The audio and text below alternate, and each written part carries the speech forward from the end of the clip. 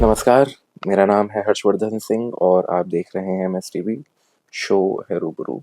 हमारे साथ पूजा मल्होत्रा जी हैं, मीडिया की दुनिया से जुड़ी हुई हैं, एंकर हैं, उसके साथ-साथ एक्टिंग की दुनिया से भी जुड़ी हुई हैं और अभी हाल ही में हाल ही मतलब 1-2-4 दिन की बात नहीं मैं कर रहा, अभी कुछ वक़्त पहले एक पॉडकास्ट उन्होंने शुरू किया है अपना, जिसमें मैनिफेस्टेशन के बारे में बात करती हैं। कोविड के बाद से इन सारी चीज़ों के बारे में बातचीत बढ़ गई, लोग इसके बारे में जानना, समझना चाहते हैं, सीखना चाहते हैं और उनका ये मन है, उनका ये मंतव्य है कि वो मीडिया के थ्रू और मीडिया में ये मैनिफेस्टेशन और इससे जुड़ी हुई जितनी भी चीज़ें हैं, वो उनको एस्टैब्लिश करें और एटलीस्ट इंट्रोड्यूस तो कर ही दें, अगर किसी को नहीं पता है। मेरी भी समझ इसमें पूरी है नहीं, तो मैं अपनी निजी समझ बढ़ाने की कोशिश करूँगा और ये उम्मीद करूँगा कि उन जवाबों से जो मैं सवाल पूछूँगा, जिनके एवज़ में वो मिलेंगे, शायद आपकी समझ में भी कुछ चीज़ बढ़ जाए। चलते हैं और बात करते हैं। बहुत-बहुत स्वागत है Pooja ji. Thank you so much. सबसे पहले Pooja ji, without beating around the bush, manifestation अगर आपको डिफाइन करना हो किसी के लिए, for someone who don't have any idea about it, आप कैसे डिफाइन करेंगी क्या है मैनिफेस्टेशन? आप भगवान में विश्वास रखते हैं? कुछ लोग भगवान में विश्वास रखते हैं, कुछ लोग भगवान में विश्वास नहीं रखते। तो मैनिफेस्टेशन को भी आप एक भगवान की तरह ही ले सकते हैं। जो लोग उसको एज़ अ विश्वास देखते हैं, उनके लिए मैनिफेस्टेशन है और वो पूरा भी होता है। लेकिन जो लोग समझते हैं कि ये नहीं है, तो उनके लिए नहीं है। ये तो आपने मैनिफेस्टेशन के बारे में कि किसी व्यक्ति के जीवन में वो कैसे होगा या नहीं होगा। मैनिफेस्टेशन है क्या? शाब्दिक अर्थ क्या होता है? क्या बैठ के आपको ध्यान करना होता है या फिर आजकल जैसे नंबर्स आ रहे हैं तो कोई चीज़ चांट करनी है, क्या है? मैं समझना चाह रहा हूँ कि व्हाट इज़ मैनिफेस्टेशन? मैनिफेस्टेशन हम कुछ भी अपनी लाइफ में क्रिएट कर रहे हैं, दैट इज़ मैनिफेस्टिंग। हम कुछ भी हम लोग क्रिएटर हैं। ठीक है, एक तरह से हमें एज़ अ पर्सन एक चॉइस दी गई है, भगवान की तरफ से ही हमारी बुद्धि दी गई है, इतनी हमें शक्ति दी गई है, विज़डम है कि हम चूज़ करते हैं। हमारे पास बहुत सारी चीज़ें होती हैं, लेकिन हम अपने लिए रास्ता खुद चुनते हैं कि हमें कहाँ जाना है, कैसे जाना है और अपने आप को क्या क्रिएट करना है। ठीक है, किसी भी अगर एनिमल्स की मैं बात करूँ, तो उन्हें ये शक्ति नहीं होती। अगर वो नॉन वेजिटेरियन है, तो वो नॉन वेजिटेरियन ही पैदा हुआ है और वही बनेगा, वही मरेगा। ठीक है, लेकिन एक इंसान को ये शक्ति मिली है कि वो अपना रास्ता खुद चुनता है, खुद समझता है और खुद आगे बढ़ता है। तो ये सब कुछ दायित्व कहाँ है, उसी के ऊपर है। ठीक है, तो मैनिफेस्टेशन आप जो भी अपने दायित्व से क्रिएट कर रहे हैं अपनी लाइफ को, दैट इज़ मैनिफेस्टेशन। ये वर्ड ऐसा दे दिया है इसलिए शायद बहुत लोग कंफ्यूज हो गए हैं। तो लॉ ऑफ अट्रैक्शन भी वही है। आप ओके, एक एनर्जी बॉडी है। ओके, तो जैसी आपकी एनर्जी, और एनर्जी हर चीज में है, इस छोटे से प्लांट में भी एनर्जी है, आप में, मुझ में, इन निर्जीव चीजों में भी एक अलग तरह की एनर्जी बिल्कुल, है। बिल्कुल, तो जैसी जिसकी एनर्जी होती है, जैसे एटमॉस्फेयर में वो होता है, उस तरह की चीजें वो अट्रैक्ट करता है। और वो जो चीज अट्रैक्ट होती है वो उसकी चॉइसेस से भी होती है। ओके, और उसी तरह से वो अपनी लाइफ को आगे ले जाता है और क्रिएट करता है। और वो सारी क्रिएशन कहाँ है? हमारे इंटरनल में। इंटरनल में इन द सेंस कि हमारे थॉट्स कैसे हैं। हमारी थॉट्स के ऊपर ही डिपेंड करते हैं हमारे इमोशंस, हमारी ओके, फीलिंग्स। तो जितनी ज़्यादा इमोशंस और फीलिंग्स हमारी अच्छी होंगी, पॉजिटिव होंगी, उतनी लाइफ में चेंजेस पॉजिटिव आएंगे। कहा जाता है ना, कई बार आपने देखा होगा कि पॉजिटिव लोगों के साथ बहुत अच्छी-अच्छी चीज़ें होती हैं। लेकिन हाँ, अगर आप इसके साथ अगर बात करेंगे कि कुछ नेगेटिव चीज़ें, तो वो नेगेटिव चैलेंजेस इसलिए आते हैं ताकि हम उन्हें ओवरकम करें और आगे बढ़ें। क्योंकि इस जर्नी में जब हम आए हैं, तो हम ग्रोथ के पर्सपेक्टिव से आए हैं। जैसे एक सीड है, वो सीड भी ग्रो करता है ना? उसे नर्चर करते हैं तो वो ग्रो करता है। उसी तरह से हमारे चैलेंजेस भी गॉड हमें देते हैं ताकि हम उस पे काम करें। उस पे और काम करके अपने आप को आगे बढ़ाएं। फिर हम ग्रो करेंगे। इवॉल्व इवॉल्व होना, अपनी सोल को इवॉल्व करना। तो वो चीज़ इम्पोर्टेंट है। तो वो भी अगर हम पॉजिटिविटी से करेंगे तो वो एवोल्यूशन बहुत ईज़ी हो जाएगा, लाइफ की जर्नी ईज़ी हो जाएगी और हम अपनी लाइफ में जो बनना चाहते हैं, जो मैनिफेस्ट करना चाहते हैं, वो आसानी से मैनिफेस्ट कर पाएँगे। क्योंकि बिना चैलेंज के आप कोई सक्सेस तो अचीव कर नहीं सकते ना, तो वो भी ग्रोथ की जर्नी है। ओके। एक आम इंसान क्या अपने जीवन में मैनिफेस्ट करता है?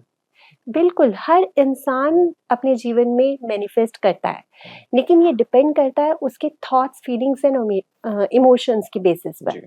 अगर उसके थॉट्स, फीलिंग्स, इमोशंस नेगेटिव होंगे, नेगेटिव थिंग्स में ज़्यादा रहेगा, तो वो ज़्यादातर वही चीज़ें मैनिफेस्ट करेगा।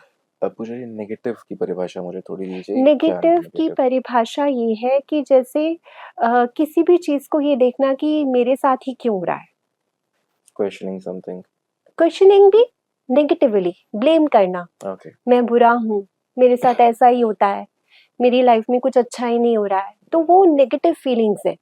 तो आपकी लाइफ में कैसे आप अच्छा मैनिफेस्ट कर सकते हैं? बिल्कुल। जब आप उसी एक बबल में रहेंगे या फिर एक केज की तरह आप बंद है कहीं, तो उससे कैसे निकल पाएंगे? उससे निकलने का एक ही रास्ता है, जब आप उसी चीज को पॉजिटिविटी में देखेंगे कि अगर मेरे साथ ये हुआ, ये प्रॉब्लम मेरे लिए आई, या मुझे ऐसे लोग मिले जिन्होंने मुझे चीट किया या मेरे साथ कुछ गलत किया, तो वो गलत क्यों किया? क्योंकि मैंने ये चीज करने दी उन्हें।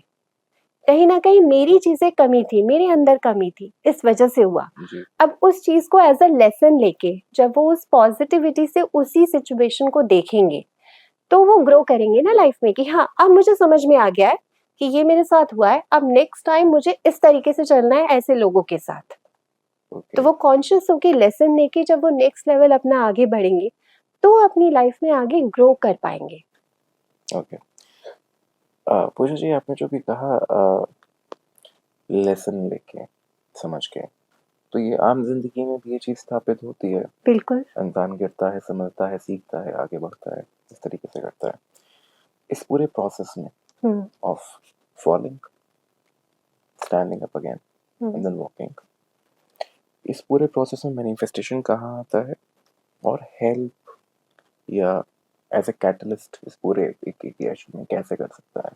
इस पूरे उसमें तब कर सकता है, सबसे पहले तो आपको अपनी अवेयरनेस में रहना होगा, अपने आप की रिस्पॉन्सिबिलिटी लेनी होगी, ओके। पूरी 100% रिस्पॉन्सिबिलिटी कि मेरी लाइफ में जो कुछ भी हो रहा है वो मेरी वजह से हो रहा है।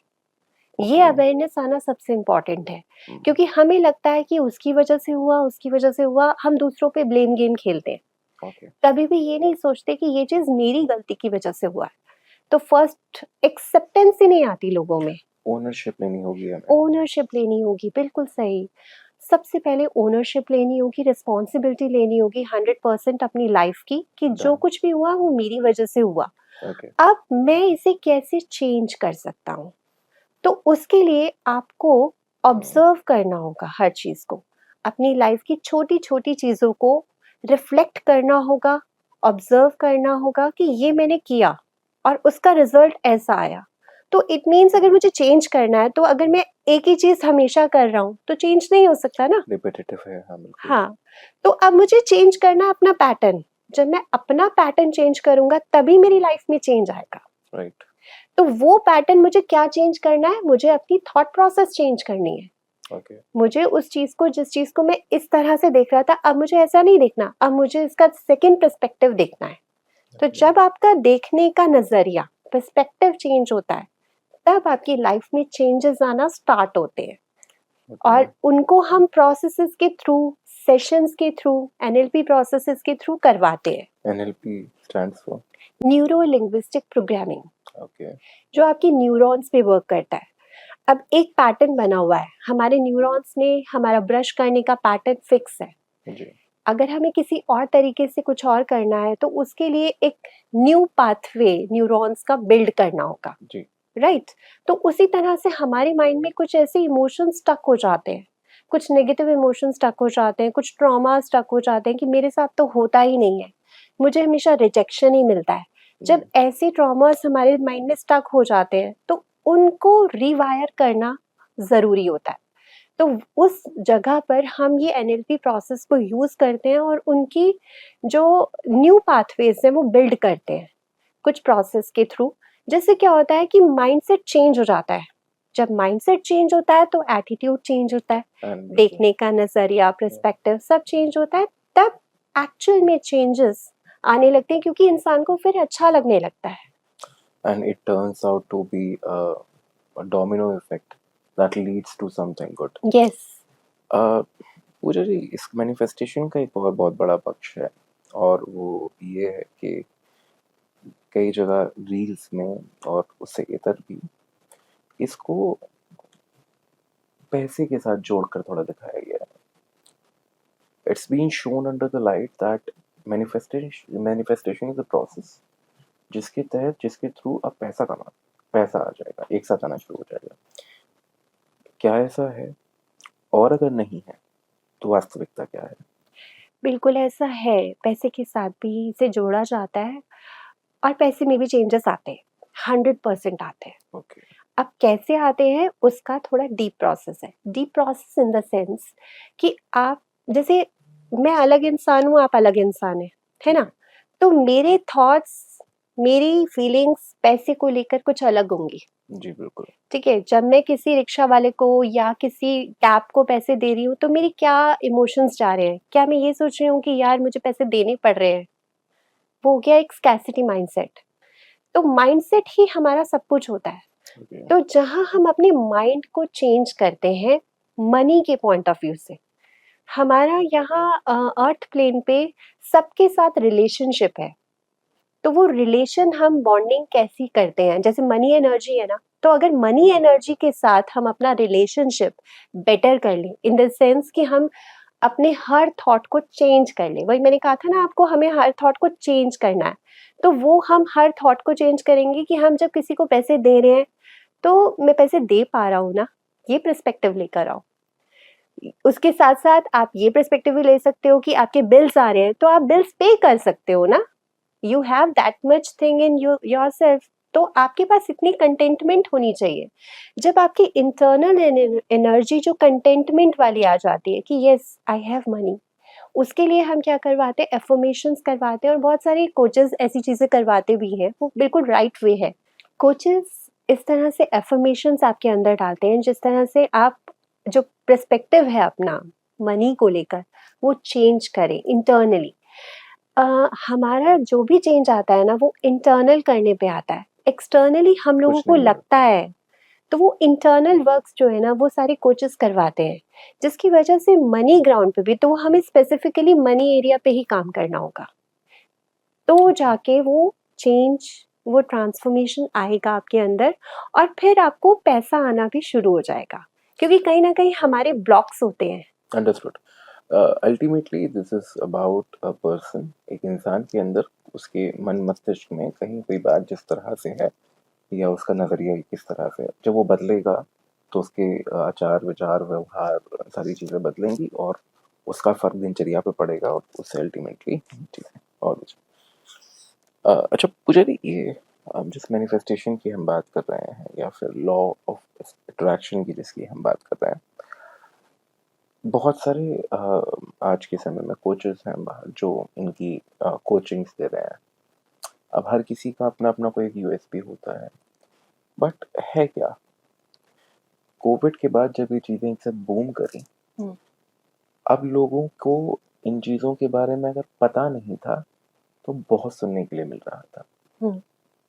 Now they are not able to understand कि what exactly is this thing, how one can actually approach, what will be the effects of it from the perspective of a person। एक आदमी, आम आदमी जिसे आइडिया नहीं है, उसके लिहाज से वो कब, कैसे और क्यों किसी कोच के पास जा सकता है for the understanding of manifestation and for that change according to you।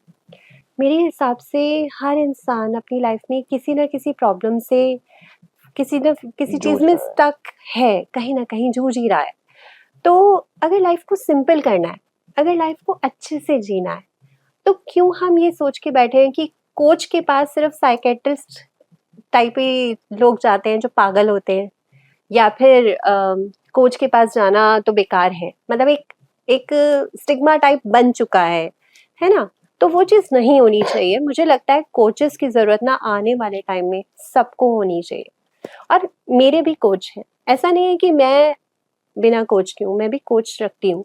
क्योंकि क्या होता है, आप अपने बारे में उतना अच्छे से नहीं समझ पाते हाँ, एट डिटेल में टाइम्स। सोच हाँ, पाते हैं। जितना भी मैं डीप मेडिटेट करती हूँ तब जाके मुझे रिफ्लेक्शन आता है कि एग्जैक्टली इस पे ऐसे काम करना है।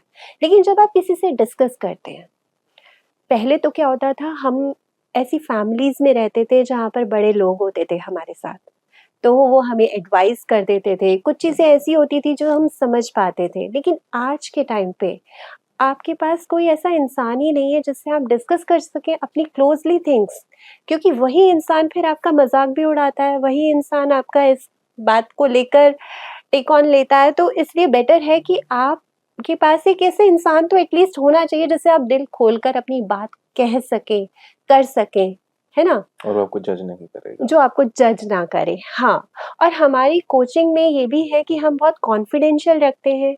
उस इंसान को पूरे कंपैशन और दिल से देखते हैं, क्योंकि हमें पता है जो हमारे पास आ रहा है, उसके अंदर बहुत कुछ ऐसा है जो कहना चाहता है, जो बताना चाहता है, जो किसी को नहीं बता रहा।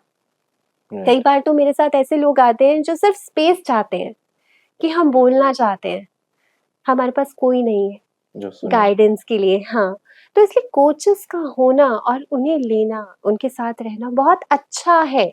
आप अपनी लाइफ को बहुत पीसफुल फील करेंगे।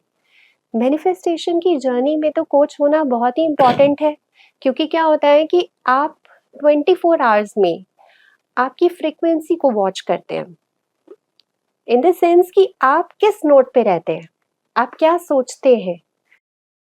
ऑल द टाइम आप नहीं सोच सकते ना, इतना कंसिस्टेंट भी नहीं रह सकते, क्योंकि हमें ऐसी प्रैक्टिस, ऐसा पैटर्न दिया ही नहीं गया बचपन से। हम तो अपने ही दुनिया में, अपने ही थॉट सर्कल में रहते हैं। तो उन थॉट्स पे कैसे वर्क करना है वो बिना कोच के तो पॉसिबल ही नहीं है।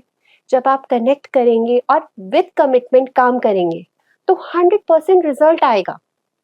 तो इसलिए कोचेस का होना भी ज़रूरी है, और कोचेस से कनेक्ट ज़रूर करना चाहिए, और इनफैक्ट मैं तो कहूँगी सबको करना चाहिए, अगर आपको अपनी जर्नी में ग्रो करना है तो। आप खुद भी एक कोच हैं। बिल्कुल। बस आखिरी एक सवाल, उसके बाद वील रैप द शो। किसी भी व्यवसाय के साथ रजी की होता ये है,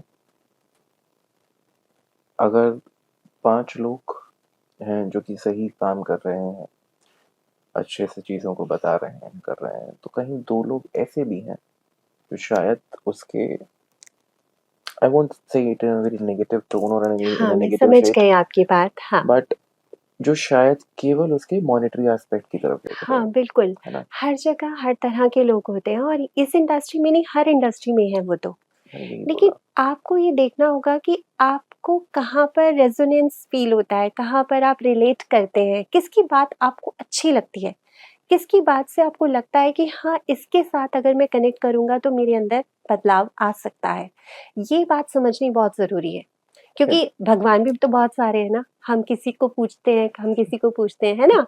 तो हर इंसान का एक अपना पर्सोना होता बिल्कुल, है। आप रिलेट कैसे कर पाते हो? खैर मेरा सवाल जो था वो ये था जी।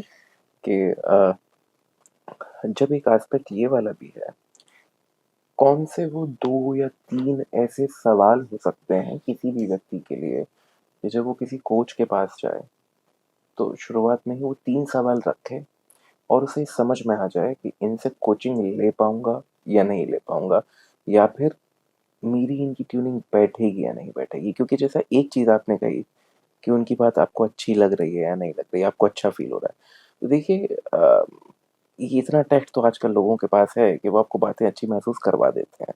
जैसे आपने थोड़ी देर में पहले ऑफ द कैमरा कहा कि होते हैं ना लोग हुँ, डबल फेस्ड जैसा जिनको बोलते हैं, बहुत सारी हुँ, चीज़ें होती हुँ, हैं।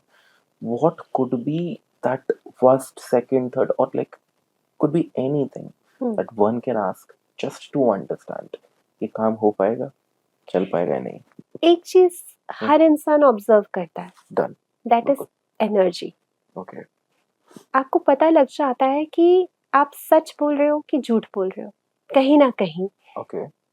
कहीं न कहीं जब आप उसकी जर्नी देखते हो कि या उसने अपनी जर्नी में क्या काम किया है, वो खुद कैसे वो पहुँचा है? खुद कैसे पहुँचा है, क्या उसकी सच्चाई है, ओके। वो क्या सच बोल रहा है या झूठ बोल रहा है, समझ आ जाता है कहीं न कहीं।